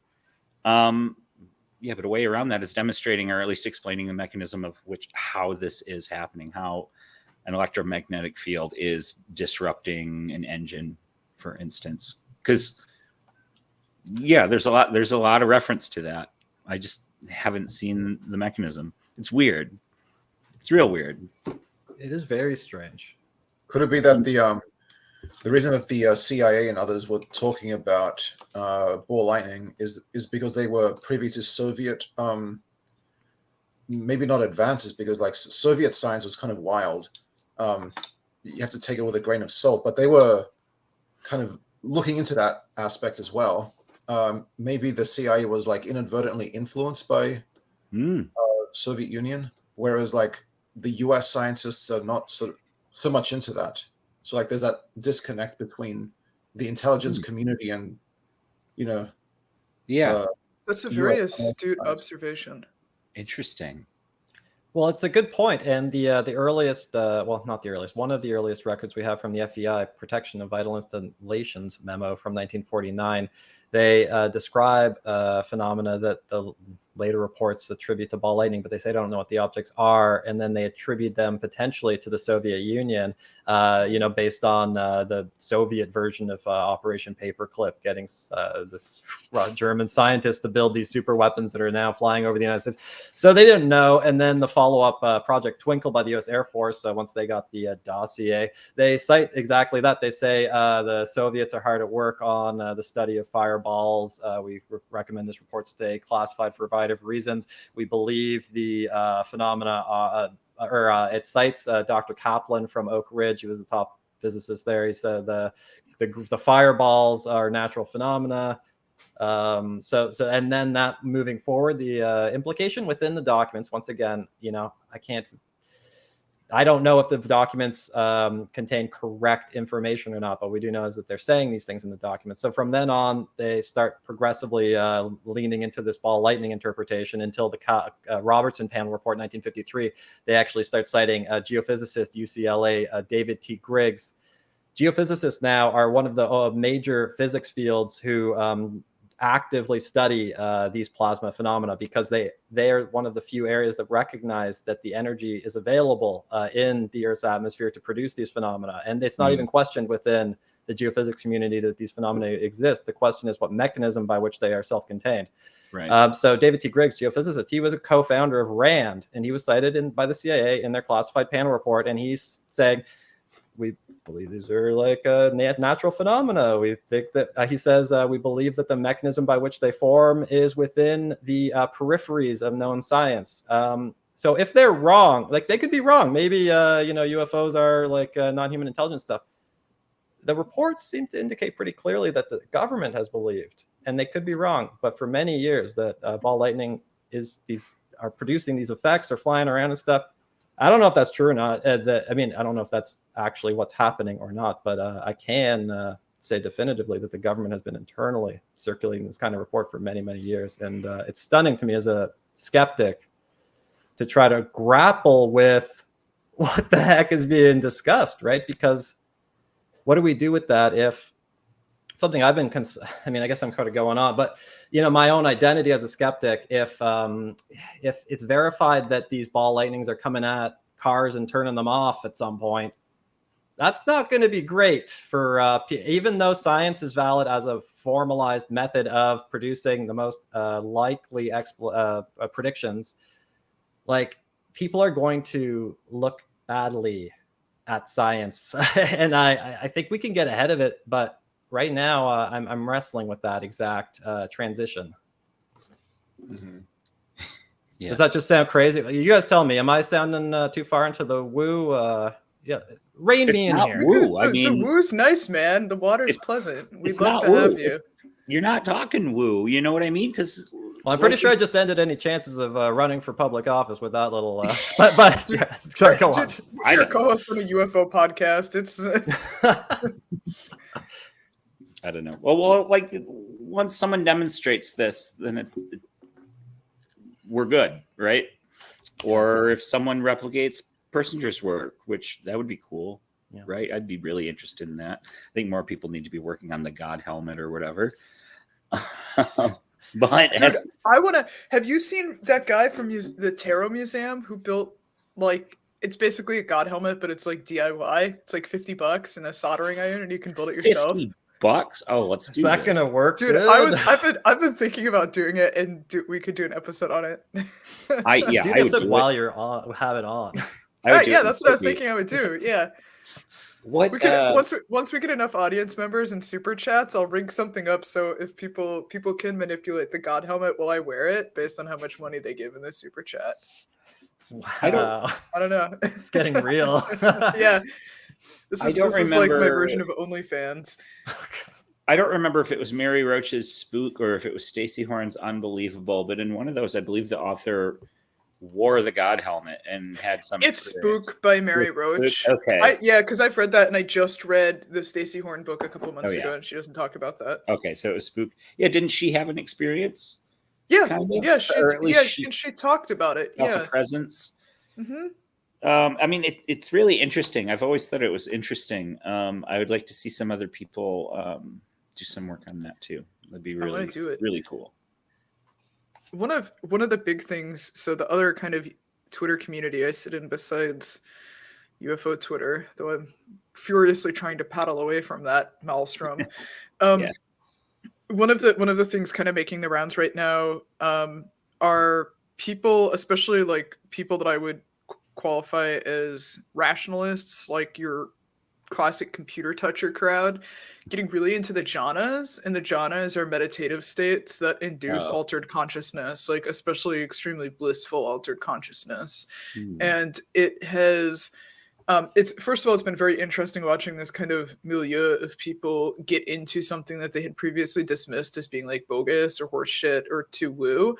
But what's also fascinating is the outgrowth of like technical solutions to help navigate and induce these things. So there's a company called Journey, JHOURNEY, that's building basically a TMS, like similar to like a Muse headband, to measure and provide feedback on like brain waves and electrical activity to help basically accelerate and improve the depth of people's experiences in the jhanic states. It's super cool. Jhana meditation's awesome. If anyone ever wants to talk about all the weird stuff you can make your brain do without psychedelics, my DMs are open. What do you attribute that move towards that practice to in that community? Yeah, so my extremely flip response is that people fucking love getting high, and that like that it basically gives you, it's like holotropic breath work. Like it gives you kind of a way to get high or experience an altered state without the trappings of exogenous chemicals of any kind. But I think the other thing is it is readily, the practice, like jhana practice and access concentration, is accessible to virtually anyone. You just have to do it. You just have to sit down and meditate for, 20 to 30 minutes every day some people access the first and second jhana in just a week of sustained practice, and some people it'll take a few months, but it's pretty consistent that people can access these states. And I think there's that sense of, well, being a quote unquote rationalist or skeptic or whatever, people are also drawn into the personal experimentation associated with it, because the biggest thing you have to lose is, okay, then you have a meditation practice, which by and large is a pretty positive habit to maintain, even if you're not accessing these expansive states. But the book that everybody reads on this is by Lee Brasington about jhanas, but Stephen Snyder also has a really great book on it, and it's literally like reading like a car mechanic manual. Like, it's like, this is how you sit, this is what you think about, and keep doing it, and eventually you'll be like, holy shit, this is extremely blissful and expansive. I cannot force myself to think about one topic like that. I wonder if I could even get into these sort of things. My mind is like a beehive all the time. Yeah, mine is too. That's why I take medication, but that's also literally why I do so much meditation and breath work, because I've realized that I'm certainly not projecting onto you. I'm not suggesting that this will solve your problems, but for me, like, once I started getting very serious about my meditation practice, it became much easier to have single pointed focus, to the point when I was on my Zen retreat, where like within the first, I would say by the end of the second day, so after about 12 hours of meditation, I was dropping into that total place of internal mental stillness within 3 or 4 minutes. And the 30-minute sits would feel like 5 minutes. They just blow right by. It was crazy. I'd never had anything like it. It was really cool. Sounds a lot cheaper than medication and Zen retreats, though. So I guess I'm interested. Yeah, dude. It'd be fun. I'm open, I suppose. I'll still call it woo, but I'm open. You can call it woo. Whatever. Oh, I do. How do we get on this? I mean, I heard we were talking about the God helmet, and I was like, let me tell you about the jhanas and all the computer touchers that are getting into the jhanas, because they're all also into psychedelics, right? Like, there's a huge crossover here. I never realized how real the like Buddhism meditation psychedelic crossover was, but dude, the overlap in that Venn diagram, like, you could build a fucking city. So we're almost at the top of the hour. Oh wow, yeah, that flew by.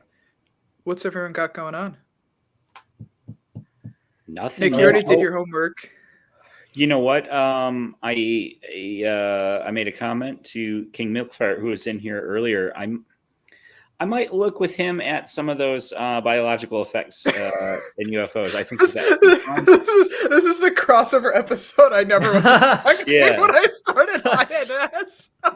he brought it up, and Daniel Miller and I kind of pointed out, we're like, oh, well, you know, the sources for that information was like the National Enquirer, right? And I don't think you knew that. I don't know. It sounds like a fun rabbit hole to go down. I might look into that. I might, I don't know, man. I do want to talk to Sprague soon about the Tehran incident, because that there's we got to get him on the show.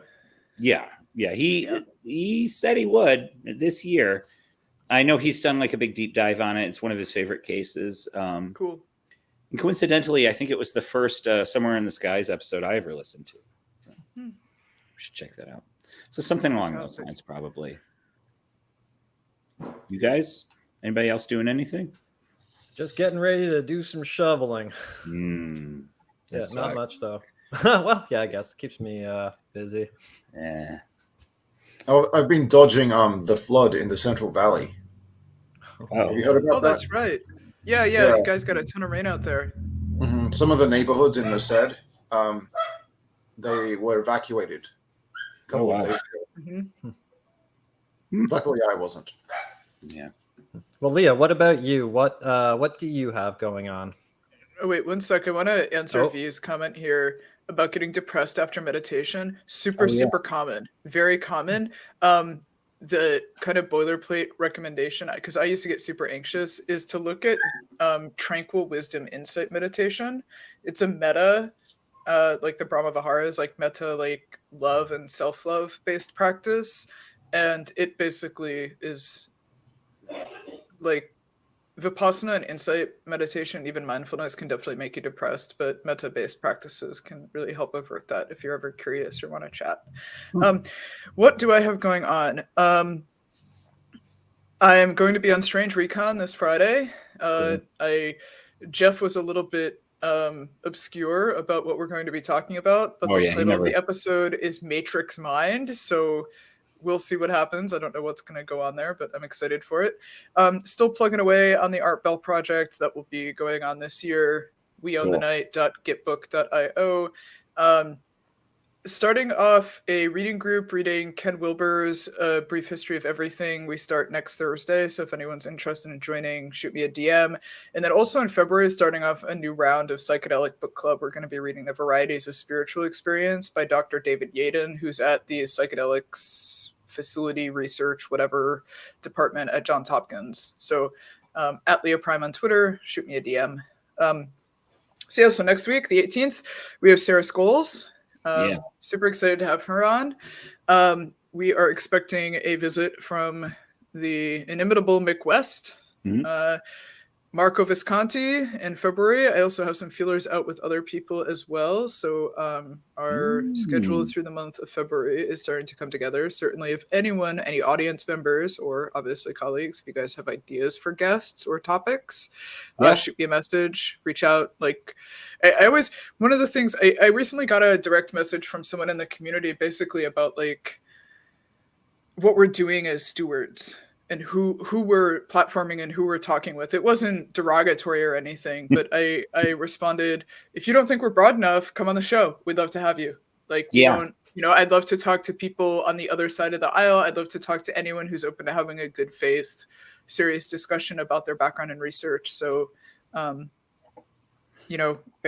always open to broadening the scope of our conversations. Absolutely. I mean, we got the idea for this show from a random YouTube comment. So I'm sure he's not happy, though. That's okay. He'll make himself known in the comment section. I'd welcome it. Give us another idea, man. Nice. Well, gentlemen, let's close out the show. Everyone, thank you so much for dropping in again. Got a link to the Discord in the show description. Also have links to all of our respective Twitter accounts. And we'll see you next Wednesday at 9 p.m. Eastern. Cheers, everyone. Yep. Bye, Al.